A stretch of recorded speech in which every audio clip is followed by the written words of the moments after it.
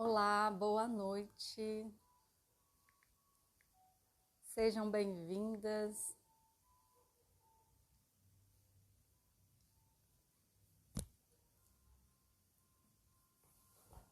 Hoje, dando sequência a essas lives sobre as deusas e a mulher, eu vou falar de uma das deusas que eu acho mais interessantes, porque ela representa uma transição na vida da mulher. Ela, no mito, ela é representada como a filha. Só que existe também no mito uma transição. Por que é importante falar dessa transição? Porque a mulher identificada com esse mito, ela tem duas opções: passar a vida inteira identificada com esse papel de filha, de mulher imatura, ingênua, ou se transformar na mulher plena, segura de si, a mulher que atinge todo o seu potencial emocional, sexual. Então é um dos mitos mais interessantes, porque ele envolve uma mudança na vida da mulher ou uma escolha de permanecer igual, de permanecer, de certa forma, vítima das circunstâncias. Então sejam todas bem-vindas, vocês que estão chegando, quem já acompanhou os mitos anteriores, as deusas anteriores. Ontem eu falei sobre a deusa Deméter. Antes de ontem eu falei sobre a deusa Hera. Hoje vai ser Perséfone e amanhã eu vou falar sobre a deusa Afrodite. Esse mito é um dos mais interessantes, na minha opinião, porque a deusa Perséfone, ela começa o mito como uma criança, como uma adolescente ingênua, e depois há uma transformação de Perséfone em Hecate, que é como se fosse uma outra deusa. Então existe dois mitos, mas como se um fosse a continuação do outro. E eu acho muito interessante falar da Hecate, que é a segunda versão, seria a metamorfose, né? A transformação de Perséfone em algo mais pleno, mais completo. Só que essa mudança de Perséfone para Hecate, ela vai ser muito decisiva com relação à infância. A maneira como cada uma vai viver a infância, cada mulher vive a infância, vai ser decisiva nessa transformação, nessa passagem de criança, de mulher imatura, de mulher ingênua, para uma mulher plena, uma mulher que alcança quase todo o seu potencial. Então, começando, né, como contando sobre o mito, ontem eu comecei a introduzir a história desse mito. Por que eu já introduzi? Porque Perséfone, ela é filha da deusa Deméter, que foi a deusa que eu falei ontem. Segunda-feira, na segunda e na terça, eu vou falar sobre outras duas deusas que também são filhas de Zeus. Perséfone, que eu vou falar hoje, é filha de Zeus com a deusa Deméter. Terça-feira eu vou falar sobre Ártemis, e semana que vem eu vou falar sobre Ártemis e Atena, que também são filhas de Zeus, mas com outras deusas. Por que eu estou trazendo isso aqui para a gente já se situar, né? Principalmente para quem está gostando e quer acompanhar todas as lives. A Perséfone, ela é uma deusa considerada filha da mãe. Por que ela é uma filha da mãe?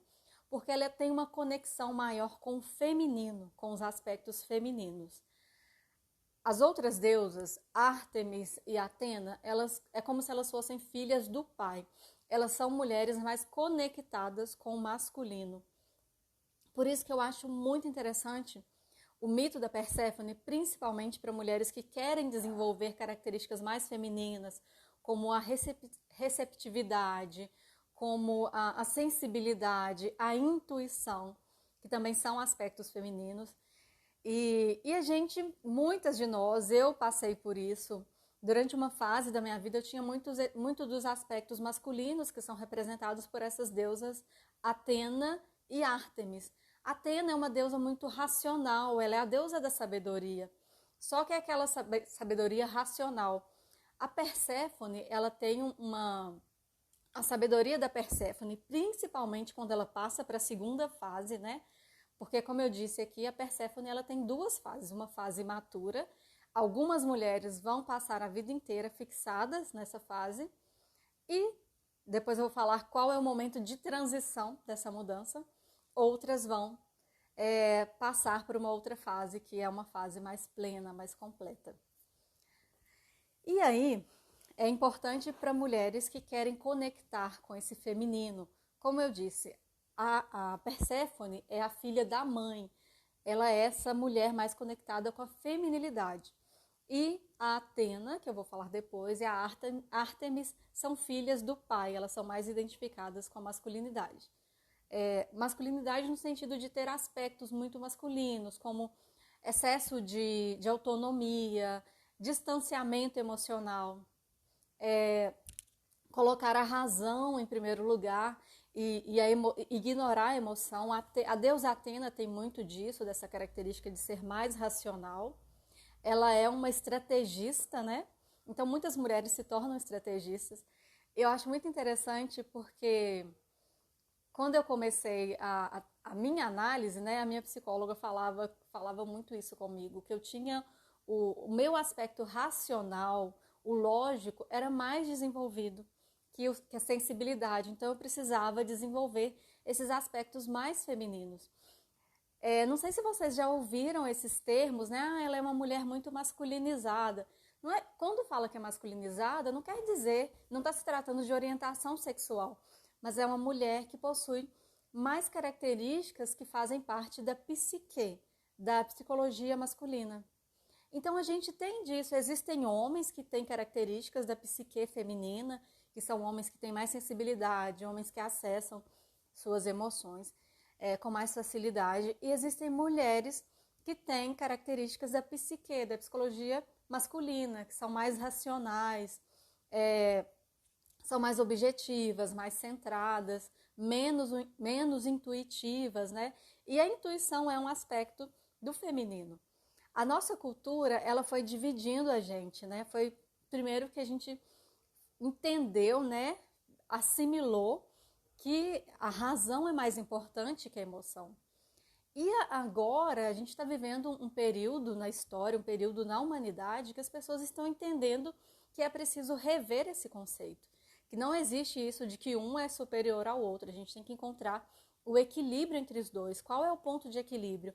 Onde eu preciso ser mais racional? Onde eu preciso ser mais emocional? Para que eu não adoeça nesse conflito. Porque as pessoas que são muito racionais, chega um momento que elas vão ali engolindo as emoções, né? Porque ser muito racional não quer dizer que você tem domínio ou um controle das emoções. Quer dizer que você está ignorando as suas emoções. E as emoções, quando você ignora, chega um momento que elas saem pelos poros. Não tem como ignorar a emoção. Então, o que acontece? Tem como dar dicas para avaliação psicológica para concurso. Estou vendo aqui um comentário da Juju. Tem como você dar dicas para avaliação? Eu posso dar algumas dicas depois, posso fazer uma live depois sobre isso. Vou anotar como uma sugestão. Então, a gente tem que aprender a desenvolver esse equilíbrio.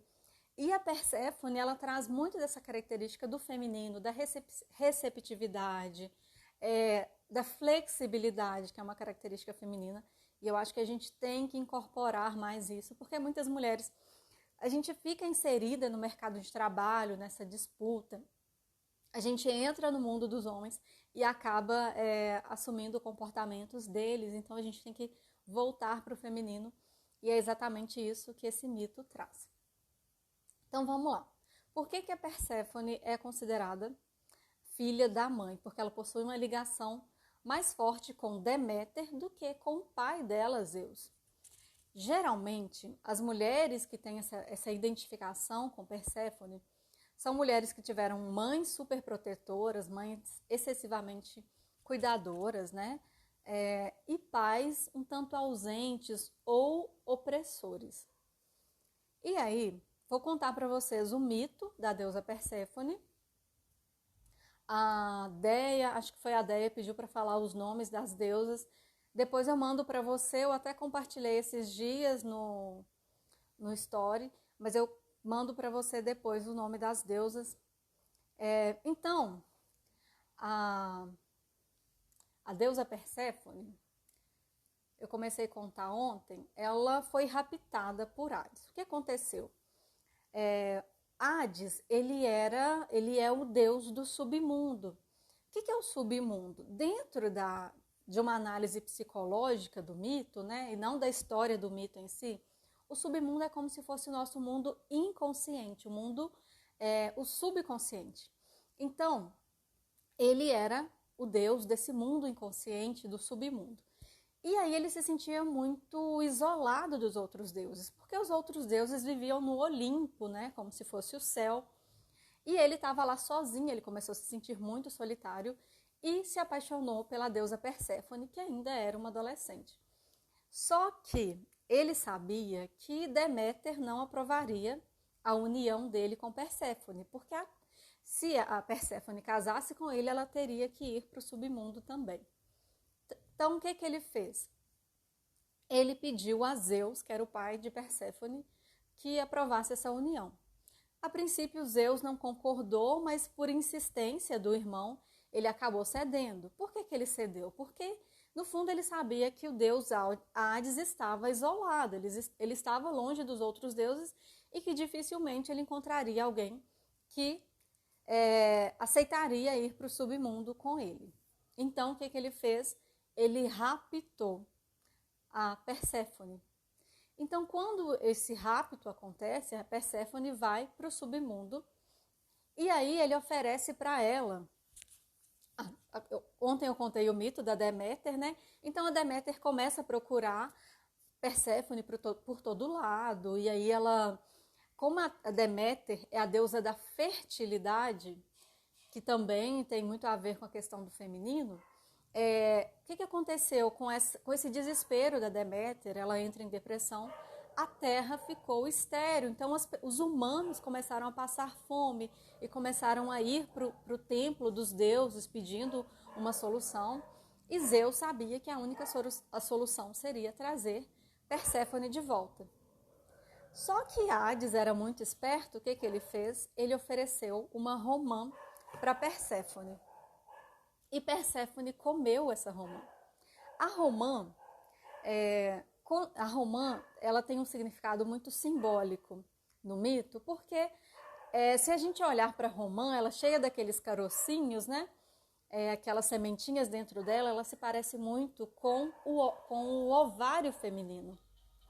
Então, a simbologia, né, no fato da Perséfone comer a romã, ela tem vários significados e vários analistas de mito interpretam isso como mais uma analogia ao feminino. Então, o fato dela comer a romã tinha um significado de que talvez, né, tinha uma interpretação de que a adolescente e a menina estava perdendo a virgindade. Então, a romã simboliza o casamento de Perséfone com Hades.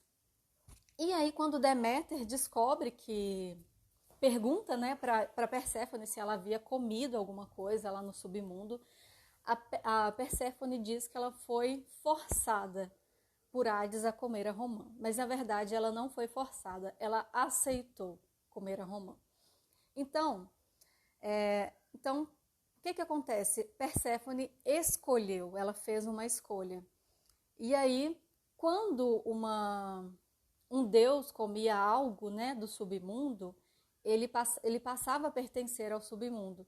Só que Zeus, o pai de Perséfone, ele fica dividido, porque se ela continuasse no submundo, a terra continuaria estéril, porque Deméter não aceitaria. Então, ele fez um acordo que parte do ano, Perséfone passaria no submundo e outra parte do ano ela passaria com a mãe ou em outros lugares. Então, o que aconteceu? 1/3 do ano ela passaria no submundo. mas ela permaneceu ligada a Hades e ela se torna a rainha do submundo. Qual é o aspecto interessante, assim, por que eu falo que esse mito ele é dividido em duas partes, e essas partes são muito significativas porque elas representam uma característica da psicologia feminina. Primeiro, a mulher que se identifica com esse mito, né, com esse aspecto de Perséfone, são mulheres receptivas, são muito identificadas com o papel de filha e elas não estão dispostas a agir, elas são conduzidas pelos outros. São aquelas pessoas indecisas. Então elas são complacentes, passivas. Ela vai sendo levada, ela não é aquela pessoa que tem muita autonomia sobre a vida dela. Ela vai assim se deixando conduzir. Então, quando ela assume um compromisso, não é porque ela decide que ela quer aquilo, não é a partir de uma decisão eu quero, é porque ela é por insistência do outro. Então, as decisões dela nessa fase de Perséfone é sempre movida pela insistência do outro, pelo desejo do outro. Então elas se adaptam ao que os outros querem, elas se adaptam aos desejos da mãe, elas se adaptam aos desejos do pai. Geralmente elas são aquelas filhas obedientes, boazinhas. E aí, ela, durante a adolescência, ela é aquela criança, é aquela adolescente super indecisa, que não sabe quem ela é, o que ela quer da vida.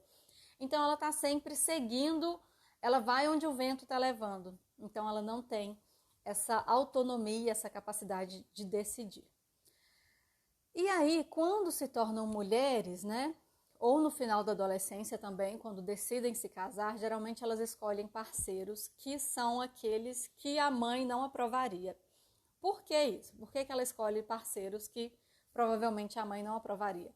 Por uma necessidade inconsciente de cortar o vínculo com a mãe. A única forma que ela tem de cortar aquele vínculo de se separar psicologicamente da mãe é criando uma barreira entre elas. Então elas vão escolher aquele homem ou aquele jovem que não tem nada a ver com a mãe e aí ela começa a gerar uma barreira entre ela e a mãe. Por que que ela faz esse caminho? Porque ela ainda não consegue ter autonomia suficiente para separar quem ela é de quem a mãe é. Tá fazendo algum sentido para vocês até aqui, gente? O que vocês estão achando? Se identificaram com alguma coisa?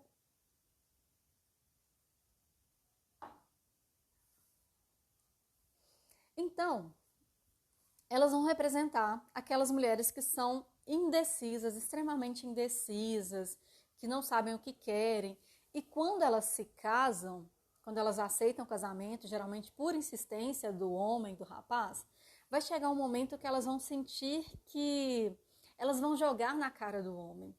Porque elas não se comprometem inteiramente com a relação. É como se o homem tivesse raptado ela, entende? Por isso que tem essa semelhança com o mito. É como se ele levou, ele não foi uma decisão que ela estava tão segura, então ela se sente induzida pelo homem e ela vai em algum momento jogar isso na cara. Eu só casei por insistência sua, eu só fiz isso porque você me forçou de alguma forma, você foi tão insistente, você fez de tudo. Então ela vai sentir que a culpa é do homem por ter sido tão insistente, ela ainda não tinha aquela capacidade de decidir. Então, uma característica ruim, né, desse aspecto do feminino é essa imaturidade e esse sentimento de vítima das circunstâncias.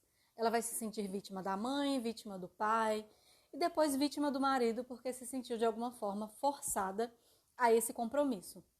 Uma vez que essas mulheres não têm, até esse momento, elas não têm essa capacidade de se comprometer, de fazer escolhas, são meio que perdidas, elas não sabem quem elas são, é aquela dúvida, quem eu sou, o que eu quero, elas não conseguem encontrar respostas para isso. Mas ainda existe o questionamento. Então elas fazem esse questionamento, quem eu sou, o que eu preciso? E esse questionamento, ele, dependendo da forma que a mulher conduz isso, ele pode levar a outra fase, a outra transformação do mito, que é a transmutação de Perséfone para Hecate, que é uma outra versão da deusa, que é quando ela se torna uma deusa selvagem, né? E eu vou contar isso para vocês depois. Então, esses questionamentos, essas dúvidas, quem eu sou, né? O que eu quero, embora ela não saiba e seja levada pelos outros, já existe o questionamento. Esse questionamento, ele é muito importante por quê? Porque geralmente são mulheres que têm uma tendência a buscar o autoconhecimento. E qual vai ser o momento decisivo para essas mulheres fazerem essa passagem, né, essa ponte da imatura para a mulher plena, para a mulher selvagem, ou talvez, né, ficar fixada na mulher imatura para o resto da vida, porque acontece. É na fase dos 30 aos 40 anos que pode acontecer essa transição. É quando a mulher começa a desenvolver maior autonomia, onde esses questionamentos, essas crises ficam mais intensas, e aí a mulher começa a ou se sentir angustiada pela passagem do tempo, porque geralmente são mulheres que não querem envelhecer, elas têm dificuldade com o envelhecimento, elas querem permanecer jovens para o resto da vida, porque é uma característica delas, e inclusive essa característica de ingenuidade, de maturidade, atrai um tipo específico de homens que eu vou falar daqui a pouco. Então, vai ser esse período dos 30 aos 40 anos que essa mulher vai fazer ou não essa transição da imaturidade para plenitude, para liberdade, né? Para se tornar uma mulher livre. Esse vai ser o período decisivo. O que acontece? Elas são mulheres identificadas com a juventude. Algumas vão preferir ser aquelas as eternas adolescentes. Vocês já viram mulheres assim, que já chegaram aos 50 anos e ainda têm atitudes extremamente imaturas, né? Se comportam como adolescentes, elas não conseguem desenvolver essa autonomia emocional, essa liberdade emocional. São indecisas, obedientes, né? Vocês conseguem perceber, conhecem mulheres assim? Eu conheço. Então, essas mulheres, geralmente, elas vão atrair homens inseguros, homens ou tão jovens quanto elas, né, que tem essa característica de maturidade. Aquele homem também que quer uma mulher mais frágil, né, e aqueles homens que não conseguem lidar com uma mulher madura. Então, vai ser uma característica da Perséfone atrair esse tipo de homem, que é o homem que não consegue lidar com uma mulher madura. O que acontece? A mulher Perséfone, ela vai aceitar o relacionamento, como eu disse antes, por insistência do homem. Mas pode ser que nessa fase de transição entre os 30 aos 40 anos, onde ela começa a desenvolver um maior senso de autoconsciência, um maior conhecimento de si mesma, pode ser que ela fique insatisfeita com esse casamento. E nesse período aí, geralmente aos 35, 37, ela opte pelo divórcio. Vocês já repararam que é uma fase muito comum para mulheres que se casam muito jovens acontecer o divórcio nesse período? Vocês já notaram isso? Então, ela pode ser aquela mulher quieta, obediente, cautelosa, introvertida também, né? Durante a infância, ela pode ser aquela criança aparentemente tímida, mais retraída, não é aquela criança tão extrovertida. E aí ela também é podada. Quando na infância ela tenta brincar, ser mais espontânea, a mãe, de certa forma, limita. O que eu falei aqui para vocês? Que um fator muito decisivo nessa transição, nessa mudança, né? Ou na permanência da mulher imatura para a mulher selvagem, para a mulher plena, são eventos da infância. Geralmente mulheres identificadas com esse papel de filha, identificadas com o feminino, que viveram situações de perda na infância, né? Que lidaram com a morte de alguma forma e que tiveram que elaborar perdas na infância, elas têm uma tendência maior a se tornarem a outra versão do mito, que é a versão Hecate. Por que isso? Porque as mulheres que vivem esse período, alguma dor na infância e precisam elaborar essa dor, precisam dar um novo significado a essa dor, elas desenvolvem uma habilidade de introspecção. O que acontece com o mito de Perséfone? Ela é raptada para o submundo. O que o submundo representa? Representa o mundo inconsciente, o nosso subconsciente. Então, na infância, ela já começou a entrar em contato com o subconsciente, com esse mundo interior.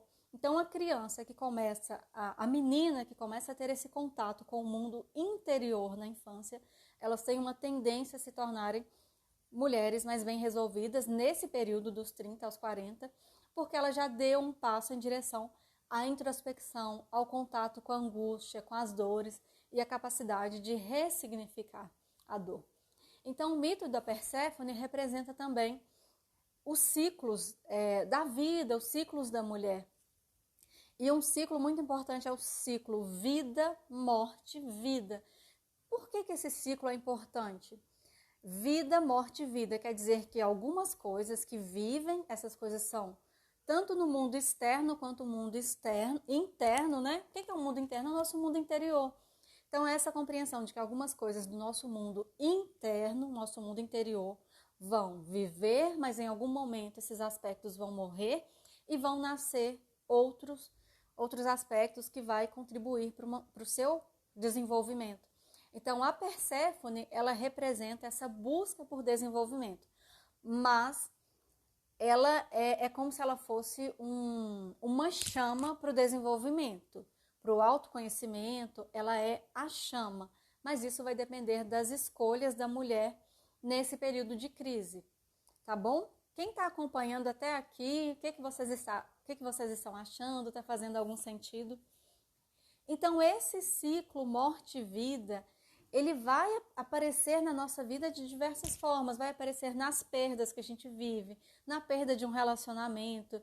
Então, a forma como a mulher vai encarando essas perdas ao longo da vida é que vai construindo essa força interior e essa capacidade de desenvolvimento e transformação. A mulher que está muito identificada com o mundo exterior, ela sempre vai buscar respostas externas, nos outros, ela sempre vai querer que a solução venha de fora. A mulher que já teve na infância alguma experiência dolorosa e ela teve que ressignificar, mesmo sendo criança, ela passou por alguma dor, ela vai conseguir, na idade adulta ou na adolescência, em outras fases da vida, compreender esse ciclo, que é o ciclo de vida, morte, vida, que é o ciclo de que algumas coisas nascem, morrem e depois nascem com uma outra forma, com outro aspecto. Então, por que eu amo esse mito? Principalmente o significado dele, a análise dele, porque ele representa a transformação da mulher. Mas, ao mesmo tempo, ele representa a fixação da mulher na infância, na infantilidade, na ingenuidade. Então, é um momento de escolha, é um momento de transição. Então, vamos lá, quero saber o que vocês estão achando, o que vocês sentiram nesse mito. Quero saber de vocês, tem mais um pouquinho dele ainda. Então, a mulher que é... Juju falou que sentiu que a perda da avó, ela conseguiu se fortalecer. Geralmente, nem sempre existe uma perda real, mas uma possibilidade de perda. Por exemplo, um adoecimento de um familiar e a criança acaba entrando em contato com uma possibilidade de perder alguém importante. Então, nem sempre se trata de uma perda real. Eu lembro de um grupo terapêutico que eu participei que falava que pessoas que viveram invernos na infância geralmente são pessoas que têm uma capacidade de lidar com essas transformações da vida. São pessoas que desenvolvem uma intuição, desenvolvem uma sabedoria interior. Então é muito interessante isso, né? Porque às vezes a gente fica preso ao trauma, à ferida e não consegue transpor a ferida, né? Crescer a partir da ferida, crescer a partir da dor. E aí, gente, Está fazendo sentido? O que vocês estão achando? Então,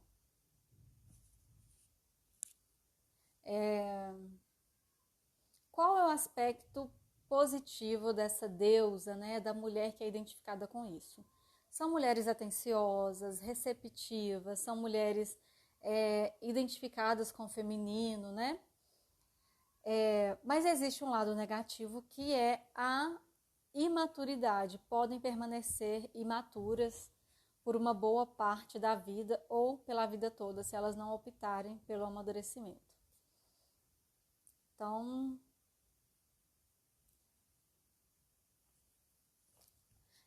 Então, a transição da mulher ingênua, da mulher imatura, para a mulher plena, vai acontecer a partir de uma decisão dessa mulher. Foi o que eu disse antes. Ela pode ser uma Perséfone, pode ser uma filha a vida inteira, né? Elas vão ser filhas dos maridos ou os pais, né? Principalmente a mãe vai ter muita influência sobre ela, mesmo depois de casada. Ou ela pode fazer essa transição. Geralmente, essas mulheres, enquanto estão identificadas com a Perséfone, elas não alcançam o potencial sexual delas, então elas não desenvolvem a sexualidade plenamente. E é nessa transição, né, para Hecate, onde ela desenvolve mais autoconfiança, mais autonomia, mais segurança de si, que ela também desenvolve a sexualidade. Então, a Perséfone, ela tem uma semelhança com a Afrodite, porque as duas são mulheres receptivas, são deusas receptivas ao masculino. O contrário de outras deusas que eu vou falar, Ártemis e Atena, que são deusas que confrontam com o masculino, né? Elas se opõem muito ao masculino. A Afrodite e a Perséfone são receptivas ao feminino e a sensualidade, a sexualidade. Só que é a Perséfone na versão Hecate. E chega um momento no mito que as duas disputam o mesmo homem. E nessa disputa desse homem, né, não teve, a disputa ficou de certa forma empatada, que é o Adonis, que era um homem muito bonito, e aí as duas queriam esse homem. Aí o que acontece? Como não houve uma ganhadora, esse Adonis, houve também uma divisão dele, né? Ele ficaria 1/3 do ano com Perséfone, 1/3 com Afrodite e 1/3 do ano seria para ele mesmo. O que a gente aprende com essa versão do mito, né? Essa proximidade com a sexualidade, com a sensualidade e com essa interação com o masculino. Que muitas mulheres estão perdendo isso, né? Que é essa conexão com o masculino. Muitas mulheres, principalmente o movimento feminista traz muito isso, algumas versões, né? Algumas versões do movimento feminista traz aquela coisa da mulher masculinizada, tanto que o símbolo, né? É tipo uma mulher fazendo, sei lá, uma posição mostrando os músculos. E aí mostra isso, essa rivalidade com o feminino. E essas duas deusas, elas trazem um aspecto de receptividade, de conexão, de interação saudável com o masculino, que é algo que a gente precisa desenvolver também, porque homens e mulheres não são inimigos, a gente tem que encontrar esse ponto de conexão. Então, quando ela assume esse lugar de rainha do submundo, né, ela começa a tomar posse dessa plenitude dela, dessa mulher selvagem, a ponto de competir, né, de disputar o homem com a deusa da beleza. Olha só a ousadia dessa mulher. Afrodite era a deusa da beleza, era a deusa do amor. E quando ela se empodera, quando ela toma posse desse ser pleno que ela faz esse embate com a deusa que representava toda a sensualidade, a deusa que representava a beleza, né? Então, olha que interessante isso, né? Você pode ficar identificada com a mulher infantil a vida inteira, você pode atrair homens que gostam disso, né? Daquela mulher ingênua, daquela mulher sensível, daquela mulher frágil, ou você atinge o seu eu selvagem, pleno, e você decide o que você quer, você não fica à mercê da escolha dos outros. Entende essa diferença? Entende por que esse mito ele é tão significativo, né? Ele é tão simbólico nessa passagem da mulher ingênua para a mulher madura, para a mulher segura de si? E ele também representa a espiritualidade feminina. Só que a espiritualidade não é só no sentido de religioso, né? Mas dessa conexão com o interior, de conseguir ouvir a intuição, de se conectar com a sua intuição, saber quando é o momento, né, de agir racionalmente ou o momento de escutar a intuição, de ser guiada pela intuição. Então, é um mito muito bonito. Como eu venho falando nas lives anteriores, e a gente já está se aproximando do fim. Não estamos. Estou me confundindo aqui. Vocês conseguem identificar o aspecto negativo e o aspecto positivo da Perséfone? Da Perséfone na fase imatura, não nessa fase quando ela se torna plena, porque a mulher identificada com o aspecto de filha, ela pode ou não se tornar essa versão plena. Isso vai depender de outros fatores na vida dela. O que vocês conseguem perceber de positivo e de negativo na deusa Perséfone?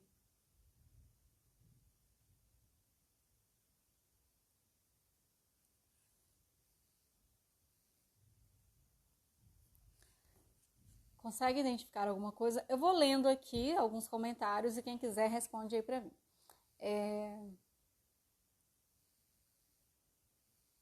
Simone falou que achou muito interessante. Sidney, parece que está gostando também, né? Deu uma carinha aqui com os olhinhos. Ribeiro falou que muito bom. Juju falou que gostou. A Dulce falou que faz todo sentido. Deixa eu ver aqui mais.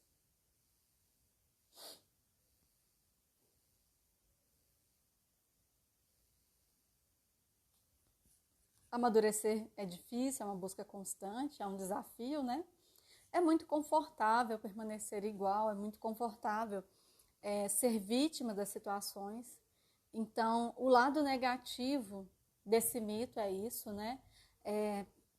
São as mulheres que se recusam a desenvolver-se, que permanecem a vida inteira identificadas com esse eu imaturo. Então, vai chegar um momento assim que o envelhecimento vai ser uma fase muito sofrida para elas à medida que a idade for chegando. E elas perceberem que o corpo, que o rosto, quando surgem as primeiras rugas, elas vão percebendo que, embora a mente permaneça imatura, o corpo está envelhecendo. Então, vai ser um período de choque muito grande para essas mulheres. Principalmente se não houver uma transição, né, para um eu mais maduro, para um eu mais integrado. Se não houver essa transição, serão mulheres que vão envelhecer e a velhice vai ser muito sofrida, vai trazer aspectos muito negativos. Elas não vão conseguir perceber a parte positiva de envelhecerem, tá? E eu gosto de dizer que a idade, ela traz uma beleza diferente.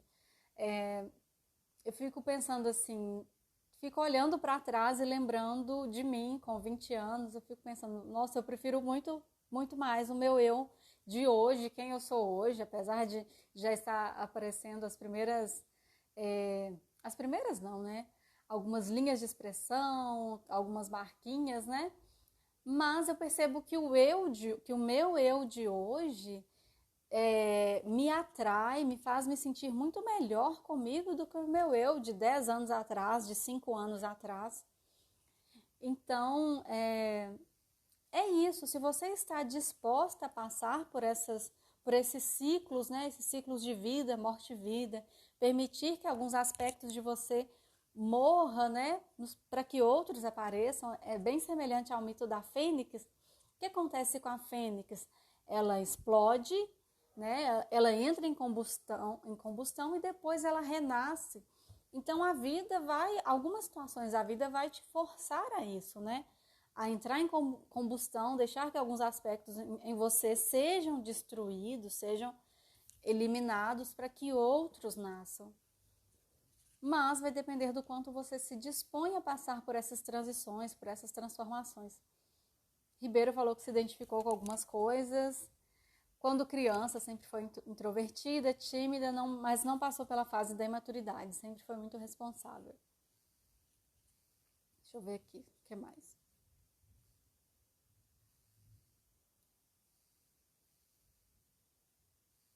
Juju falou que está nessa busca pelo amadurecimento. A Lê Martins falou que é muito interessante mesmo, que se identifica com ela. Algum tempo atrás ela era boba, ingênua. Hoje está se despertando para o novo, se tornando uma mulher que nunca imaginou ser. Olha que bonito. Tipo uma borboleta. São as metamorfoses, né? Eu gosto muito dessa analogia da nossa transformação com a borboleta. E o mais interessante é que a palavra psicologia, ela é uma mistura de duas palavras, né? Psique com logia. Psique é alma e logia é estudo. E a palavra borboleta, ela também significa psique. A tradução de borboleta, né, é psique. Não, psique também tem dois significados, borboleta e alma. Então a palavra psique tem dois significados diferentes. E aí é interessante porque tanto a psique, né, que é a nossa alma, quanto a borboleta passam por essas transformações, por essas metamorfoses. Só que a gente tem que permitir que essas transformações aconteçam. O que é isso? O que é permitir, né? A borboleta, ela tem essa fase primeiro ela é um ovo, né? Depois ela vai ali para aquela fase de lagarta e vai se arrastando. Ela ainda não é o que ela nasceu para ser, mas a lagarta é uma fase do processo dela de evolução. E depois ela entra para o casulo, então associando ao nosso processo de metamorfose, né? O casulo é um momento quando você retorna para dentro, onde você entra em conexão com você mesmo, com as suas escolhas, com seus desejos, né? Então, entrar no casulo é aquele momento de se recolher para dentro de você, entrar em conexão consigo mesma, reduzir os barulhos externos, né? Porque a gente às vezes se mistura com os barulhos externos, você não sabe quem é você e quem é o outro. Então chega um momento que você tem que voltar para dentro para você conseguir fazer essa separação, né? Saber se descolar dos outros e entrar em conexão com você, com o seu eu mais profundo. Então a gente tem que passar por esse momento do casulo, nos reconstruir, né? Permitir que nesse casulo as nossas feridas emocionais sejam cicatrizadas, permitir que ali dentro do casulo haja essa cura, esse momento de cura também. Porque antes de se tornar uma borboleta, falando do ponto de vista de desenvolvimento psicológico, de maturidade, antes de virar borboleta, você tem que curar aquilo que ainda te faz ficar presa à fase de lagarta. O que é a lagarta? Você está ali se rastejando, você não é seu potencial. Se você ficar fixada nisso, você vai ser a vida inteira lagarta.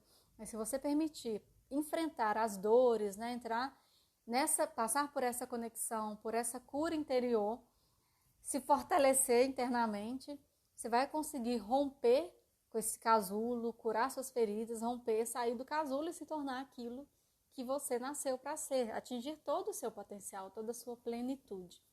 Então, é muito interessante o fato dessas duas palavras terem a mesma origem, borboleta e alma terem o mesmo significado de psique.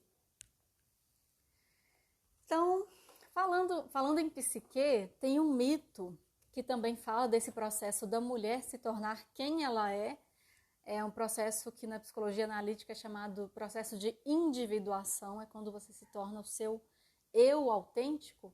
Existe um mito também sobre psique que é muito interessante. Depois, se vocês quiserem, posso fazer uma live sobre esse mito, que também é muito bonito, fala das transformações que a mulher passa ao longo da vida. Então, deixa eu ver aqui. Tem algum exercício que podemos aplicar diariamente? Deixa eu pensar algum exercício assim.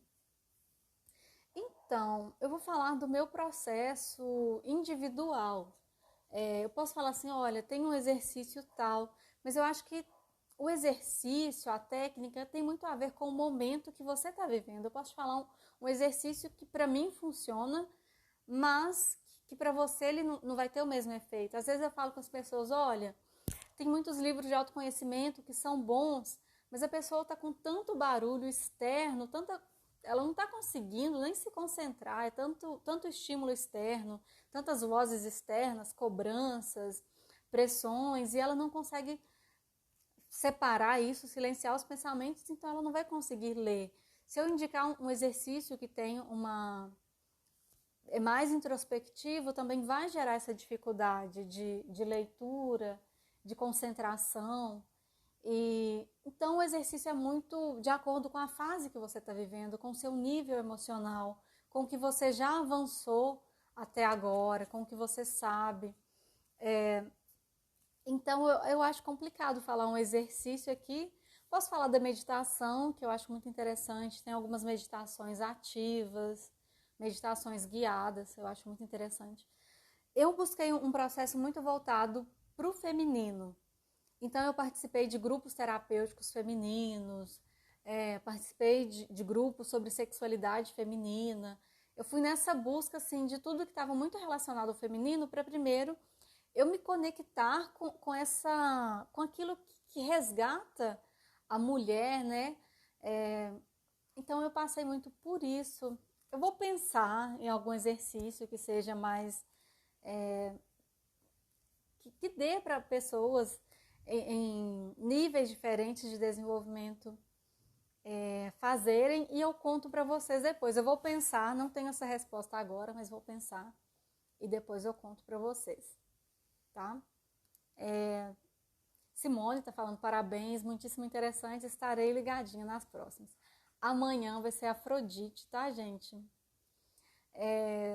Que é um outro mito muito interessante de Afrodite. A Lê está falando que as mudanças e as escolhas só dependem da gente. Sim. Dulce está falando quero. Ribeiro está falando que a meditação sempre ajuda. Eu vou pensar nos exercícios. Pelo menos um eu vou tentar achar e vou trazer para vocês. Ou eu combino uma forma de passar para vocês. Eu tenho um grupo, um grupo VIP, tem até um link de acesso a esse grupo, onde eu mando alguns conteúdos, algumas reflexões. Eu gosto muito de coisas que resgatam na gente a sensibilidade. Eu acho que nós, mulheres, a gente tem que conectar com vários aspectos nossos, né? Hoje eu estava vendo uma mulher falando que quer trabalhar com mulheres, mas ela quer trabalhar a sensibilidade. Ela quer trabalhar só a sensibilidade? Deixa eu ver. Ela quer trabalhar só a receptividade nas mulheres. A receptividade e uma outra coisa. Eu acho assim que nós temos que ser receptivas, a gente tem que ser delicadas em algum momento, mas outros momentos vão exigir mais agressividade, mais ação, mais impulso, mais energia. Então, por que eu estou falando cada dia de uma deusa e vocês vão vendo que cada uma traz um aspecto do feminino que a gente pode transitar entre eles, né?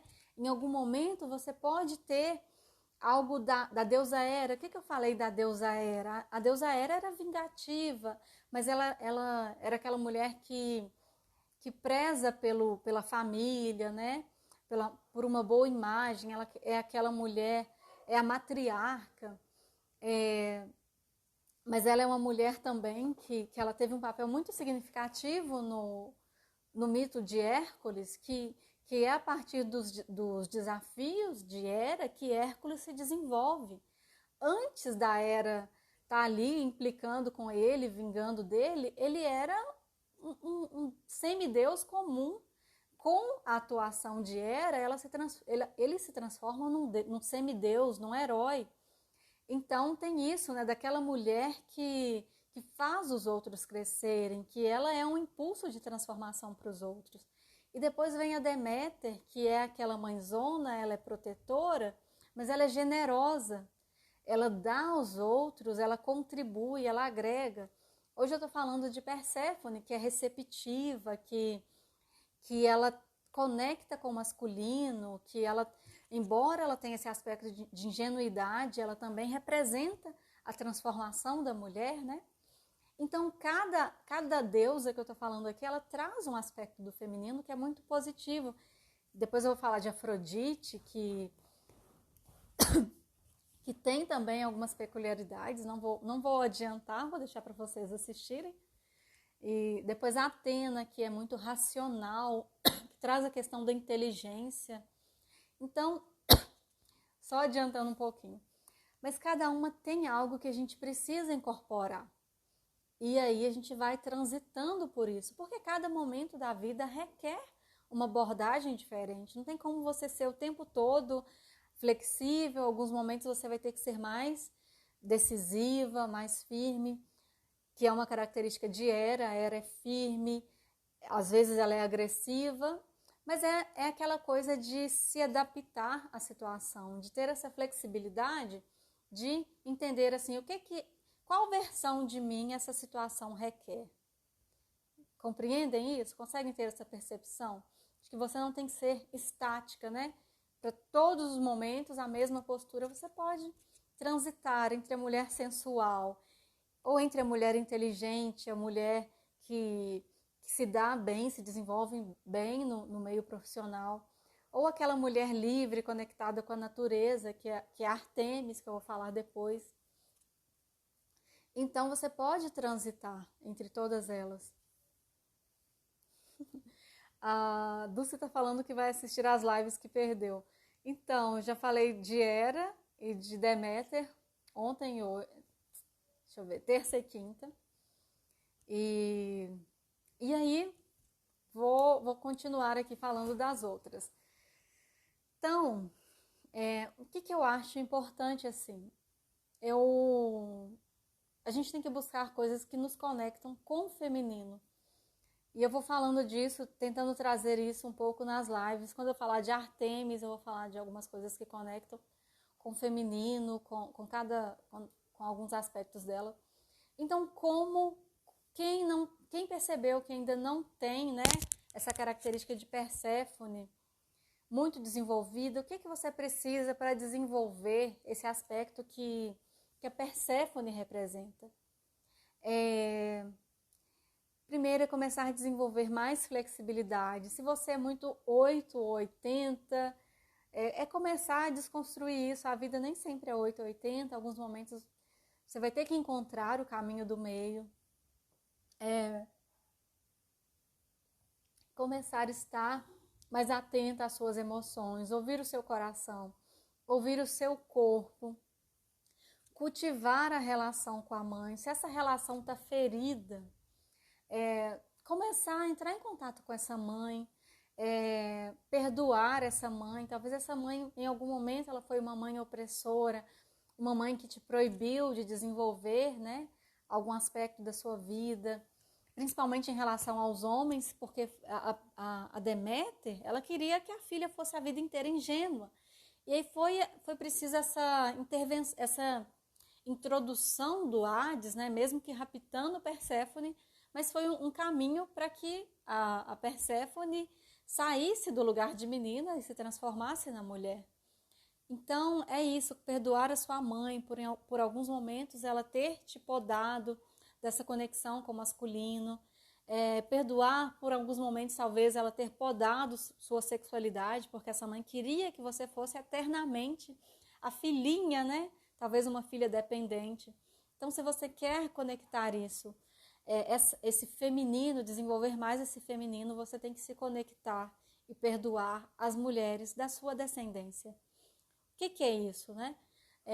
Às vezes as mulheres que estão ali podando sua sexualidade, podando sua expressão, eu vejo muitas mulheres reclamando, né? Minha mãe proibia de vestir uma roupa assim, assado. Minha mãe proibia de ser vaidosa. Toda vez que eu era vaidosa, ela falava que eu não podia. Quando eu estava conversando com algum homem, ela reagia mal, com algum garoto. Minha mãe não permitia ter os namoradinhos. Então, era o que sua mãe sabia. Então, o que eu falei aqui logo no início? A Perséfone, O mito da Perséfone é de uma mulher conectada com a mãe, ela é conectada com o feminino. Então você precisa entrar em conexão com o feminino na sua vida, com as mulheres da sua descendência, com as mulheres da sua história, sua mãe, suas avós, conectar com o feminino mais saudável. Então, é um caminho. E aí, entrar em conexão também com a mulher selvagem, com a mulher plena, com a mulher conectada com a sexualidade. Romper com a menina ingênua, se permitir passar por essa transformação. Como que essa transformação acontece? É através do autoconhecimento, é através daquele processo que eu falei lá do casulo, né, de retornar para dentro, porque uma característica da mulher Perséfone é essa conexão com os instintos, com a intuição, com a espiritualidade, com o seu mundo inconsciente. Então você tem que permitir que esse seu mundo inconsciente se manifeste. Essas mulheres que têm, sabe aquela intuição que é certeira, né? Se você é essa mulher muito intuitiva, talvez você tenha esse lado Perséfone aí e tem que permitir que ele venha, né? Que ele se manifeste. Juju está falando que concorda, que cada momento requer uma característica diferente, requer uma versão diferente de você. Então, ficar conectada com um eu rígido, um eu fixo, vai gerar muito sofrimento. A gente tem que aprender a identificar o caminho do meio. Nem 8, nem 80. É saber olhar com essa sensibilidade de ver o caminho do meio. A gente fica habituado a enxergar as coisas de modo muito rígido. E aí entra no modo automático. Então tem que sair do modo automático, permitir que a intuição aflore. E é muito interessante porque permitir que a intuição aflore também é dar mais liberdade para o seu corpo.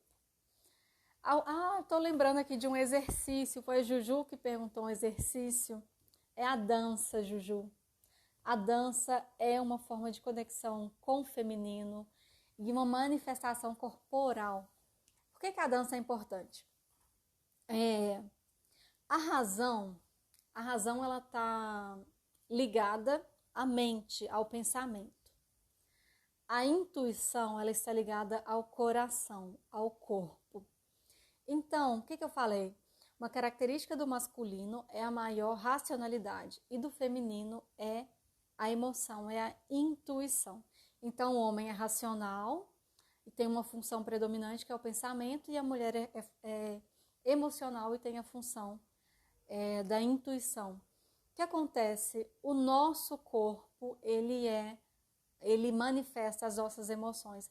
Então, a dança é uma oportunidade de expressão. Você permite que você dá liberdade para o seu corpo. E à medida que você vai tirando a rigidez do seu corpo, você vai também... Eu acho muito interessante essa conexão de corpo e mente, né? Quando você vai desconstruindo, trabalhando essa rigidez do corpo, você vai comunicando para sua mente que você... É como se você permitisse que a mente também fosse mais flexível. É muito interessante essa conexão. Então, para mulheres que querem entrar em conexão com o feminino, a dança é um caminho muito interessante para isso. Dança sozinha.